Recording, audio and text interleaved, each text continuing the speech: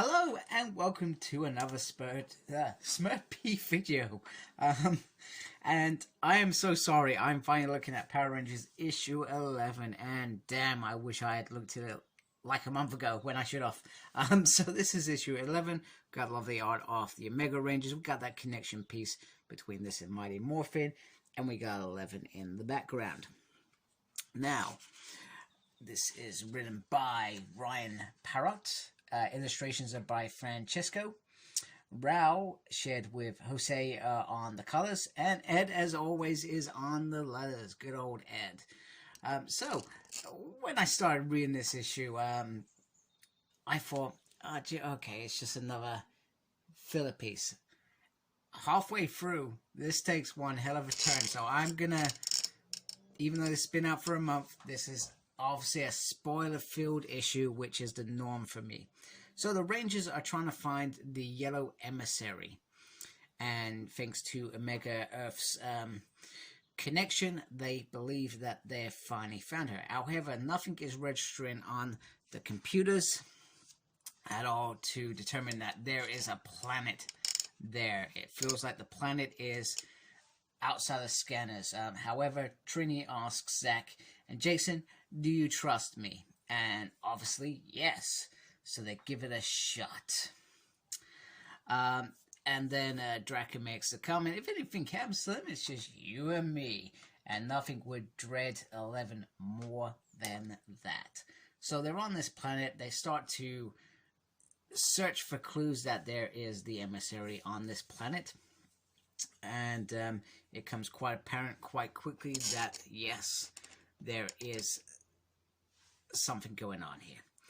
And the emissary starts talking in whispers and using these cloaks to put off the Rangers. As Zach would put it, she is, or I think it's a she, is attacking them with laundry. So she's trying to point out that if she was trying to hide from the world, not as a coward, but because it would mean the end, so to speak, by them staying. And she pretty much says, let's look into the catalysms, because all the Rangers want, they don't want a mentor, and she doesn't want to be a mentor. They just want somebody to tell her about the Imperials. And she says, one, the Rangers will fall, but the universe will live. The other is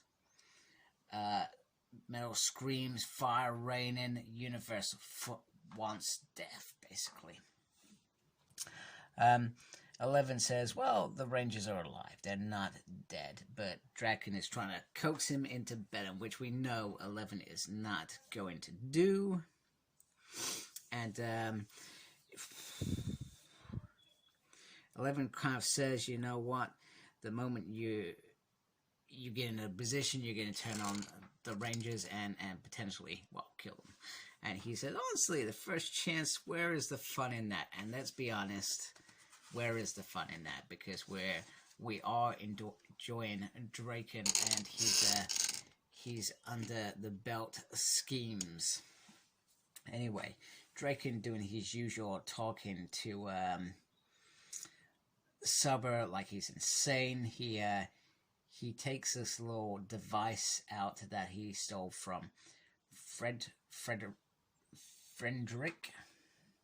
I'm trying to remember who Frederick was. I'm not sure whether it was when they were on that planet with Astronomer or what. Anyway, he has just taken off the compliance color. First move is made. Draken is, after 11 issues, starting to make his play.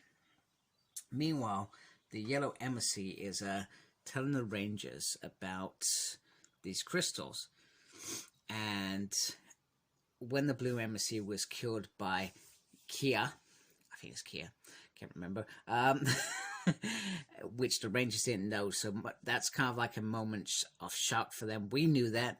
They did not know that that is how he was killed. You would have kind of guessed, I guess. but clearly they were still, it was never confirmed. It is now confirmed.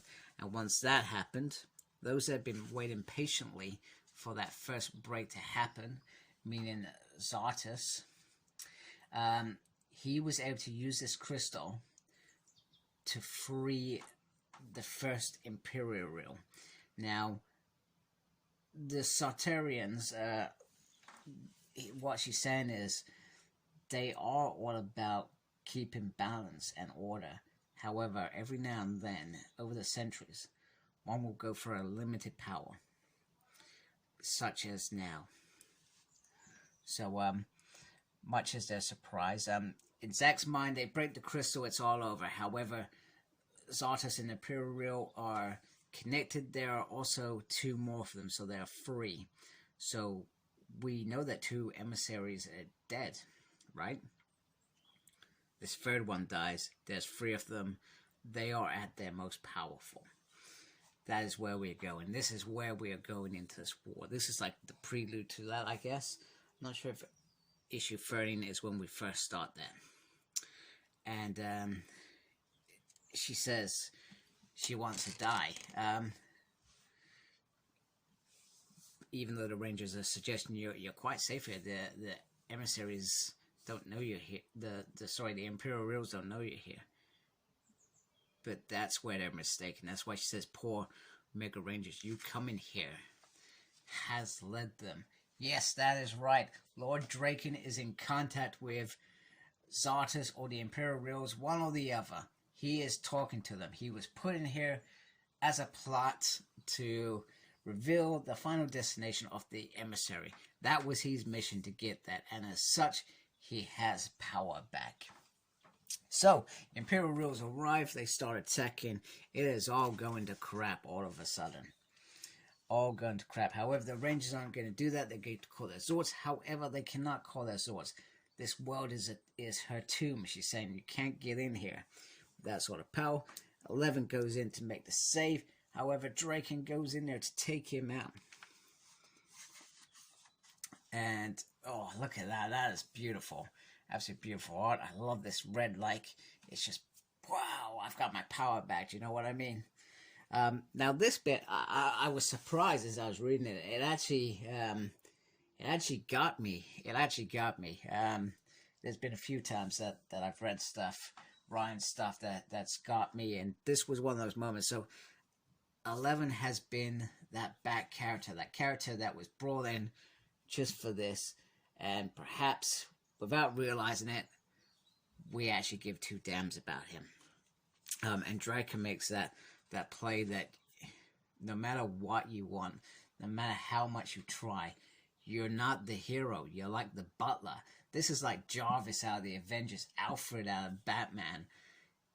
That is what 11 is. And, you know, no matter how much those people helped, they're always on the outside, aren't they? But they are the real heroes, because they're there to pick up the people that go fighting. That's what they do. They pick up. You know, how many times has Jarvis picked them up? You know, how many times has Alfred picked up Batman's battered body and repaired him? Do you know what I mean? So this really got to me. Draken, you know, and he said that he never messed with him, and it wasn't because he was a robot, but because he didn't see him as a threat. You know, it's awful, absolutely awful. And I'm pretty sure he's not dead. He's not dead. I feel like right now he's dead. It really got me. So yeah, wow, whew, what a move, what a move. I feel like, even though I'm quite gutted about that, and it did get me, I feel like if he had stabbed one of the Rangers, that would have been the wow factor. I feel like that should have happened. But hey, they've gone down this route.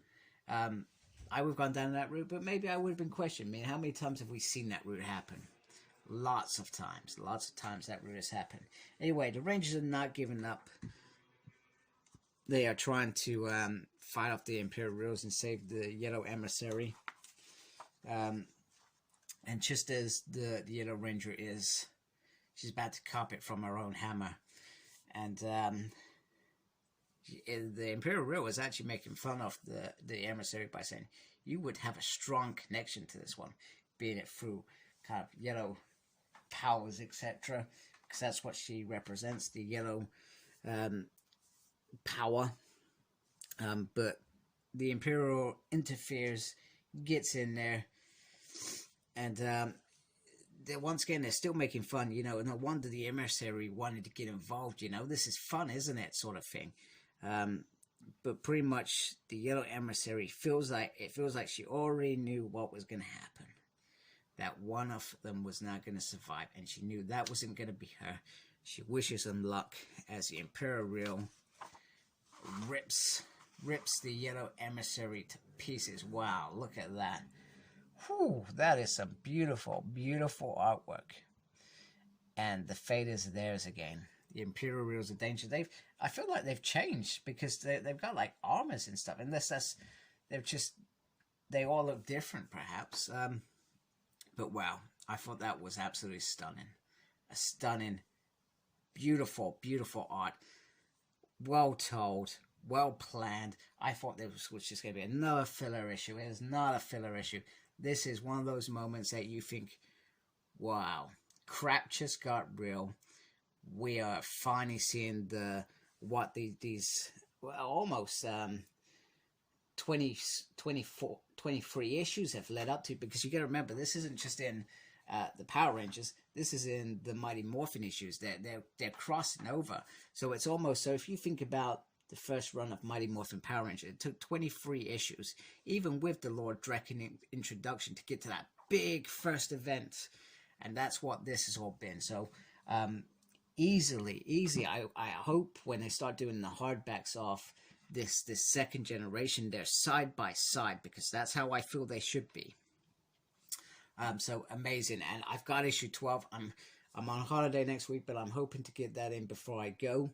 I really will try my best, because this always ends up being one of the last Power Ranger comics that I review. I don't know why, it just seems to fall in that way. So anyway, I hope you like my video. Please subscribe to my channel. I really appreciate that. Thank you for watching. Look after yourself and embrace the geekiness. Take care of yourself. Goodbye.